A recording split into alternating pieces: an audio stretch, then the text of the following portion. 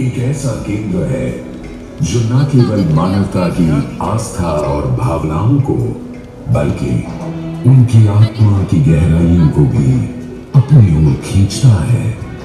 महाकुंभ क्या है वह शक्ति जो हम सबको एक सूत्र में बांधती है? उत्तर है गंगा।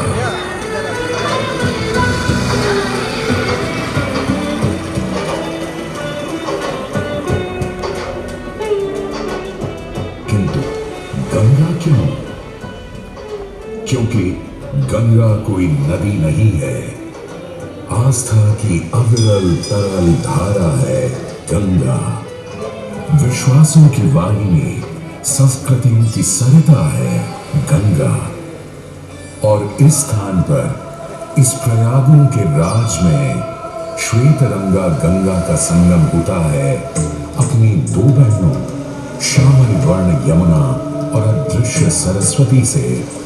और इस त्रिवेणी संगम के कारण ही यह जगह इतनी महत्वपूर्ण हो जाती है।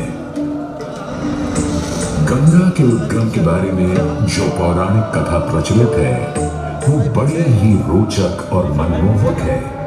तो आइए क्यों न आज हम आपको गंगा अवतरण की कहानी सुनाएं, दिखाएं। दानी था राजा बलि पर करता था दम, पूरी पृथ्वी पर फैला था उसका ही आतंक। उसके आतंक को रोकने विष्णु ने धरा एक रूप, पहुंचे जहां था भूत। सारे दरबारी बौने ब्राह्मण पर हंसे, पर बलि ने जब उसे दान मांगने को कहा तो उसने कुटिया बनाने को केवल 3 पग भूमि मांगी। पर जब बौने ब्राह्मण ने भूमि नापनी शुरू की तो जैसे भूचाल लिया गया। वामन ने पहले पग में पूरी धरती नाप ली और अगले कदम से स्वर्ग।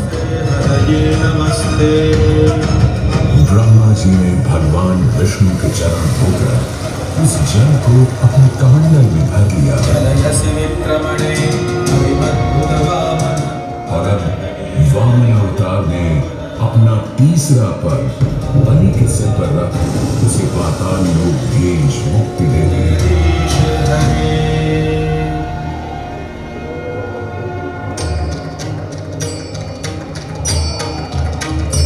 अब स्वर्ग लोक में भगवान ब्रह्मा जी ने जब चरणामृत में हाथ डाला तो वहीं से निकल आई चंचल निर्मल धवल गंगा जी। पवित्रा किंतु चंचला, आज से तू मेरी पुत्री और नाम तेरा गंगा।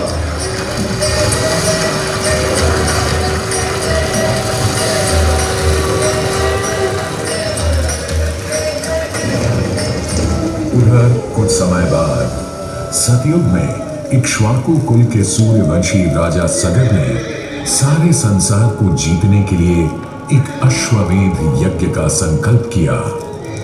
सुने सुने सुने, सब सुने, यह चिन्हित पूजित धवल अश्व जहां भी जाएगा वो भूमि राजा सगर की मानी जाएगी। यदि किसी ने इस अश्व को रोका या पकड़ा तो उसे सगर के 60,001 पुत्रों और उनकी लक्षाधिक सेना का सामना करना पड़ेगा। सुने सुने सुने। भूलोक में सगर का अश्व अजेय अपराजेय बढ़ता जा रहा था और स्वर्ग लोक में बढ़ती जा रही थी देवेंद्र इंद्र की दुविधा। डरकर वो अश्व को रोकने की युक्ति लगाने लगे। इंद्र ने राजा सगर के उस घोड़े को चुरा लिया और छल से महर्षि कपिल के आश्रम में बांध दिया। घोड़े को खोजते हुए राजा सगर के 60,000 पुत्र महर्षि कपिल के आश्रम में पहुंचे। वहां घोड़े को बंधा हुआ देख क्रोधित पुत्र था और उन्हें अपशब्द कहने लगे। वाचाल कुमारों, यदि कपिल ऋषि ने खोली आंख तो तपस की योगाग्नि से जलकर तुम सब हो जाओगे राख।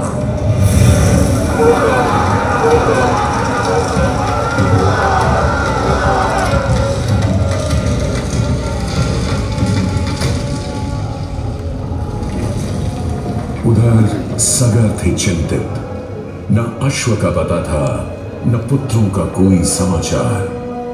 पिता का दुख देख पुत्र अंशुमन चल पड़े खोज पर। जब महर्षि कपिल के आश्रम पहुंचे तो देखा अश्व को और साथ ही अपने 60,000 भाइयों की भस्म को, और पूछा तर्पण का उपाय। तुम्हारे भाई थे घमंडी, अविवेकी और अभिमानी। भस्म कर दिया उन्हें मैंने, जो उन्होंने मेरी नहीं मानी। गंगा जल, केवल गंगा जल ही दे सकता है मुक्ति उन्हें, जो भस्म हुए तुम्हारे परिजन। अंशुमन को अपने भाइयों के तर्पण के लिए गंगा को लाने का बहुत मन था, किंतु किसी को राजधर्म भी तो निभाना था और राज भी चलाना था। देखते देखते 7 पीढ़ियां गुजर गईं, पर 7 पीढ़ियों के बाद समय आने पर राजकुमार भगीरथ ने राजा बनने से साफ मना कर दिया।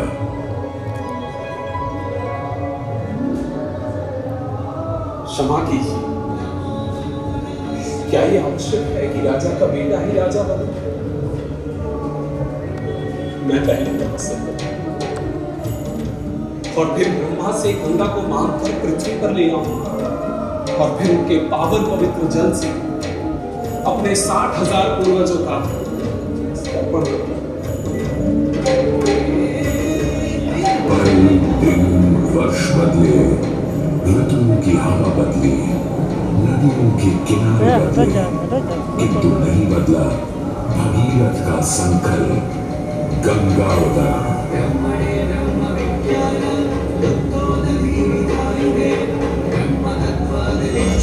पुत्र भगीरथ, हम तुम्हारे तप से प्रसन्न हैं।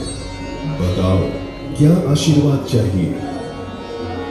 हे भगवान, मेरे पूर्वज के तर्पण के लिए मुझे आपकी पुत्री गंगा चाहिए। तथास्तु, किंतु यदि गंगा स्वर्ग से सीधे धरती पर गिरी तो पृथ्वी को चीरते हुए गंगा सीधे पाताल में पहुंच जाएगी। इसलिए तुम भगवान शिव शंकर को मनाओ ताकि गंगा जब स्वर्ग से नीचे उतरे तो वो उसे अपनी जटा में थाम ले।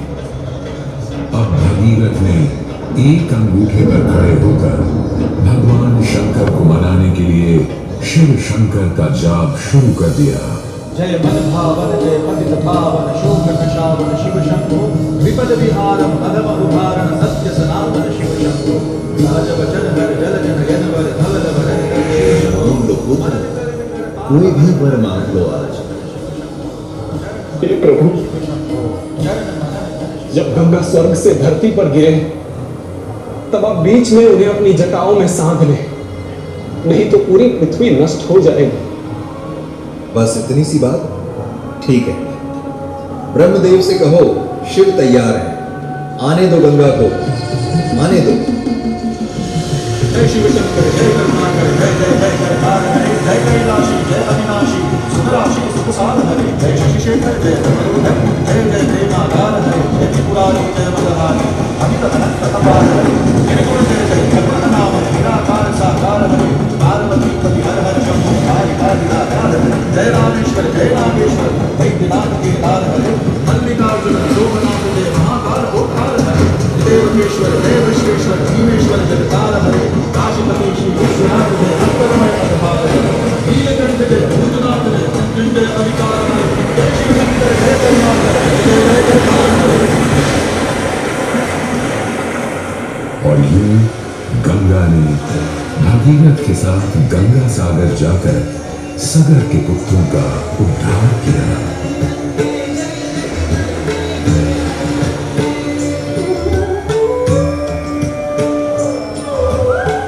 साथ ही वह भारत की सबसे महत्वपूर्ण नदी बन गई, जिसका भारत के जीवन में धार्मिक, आर्थिक, सामाजिक, ऐतिहासिक अभिदान अनंत है। हे मां गंगे हे जगदम्बे, हे मां गंगे। मोक्षदायिनी गंगा का यमुना और सरस्वती के साथ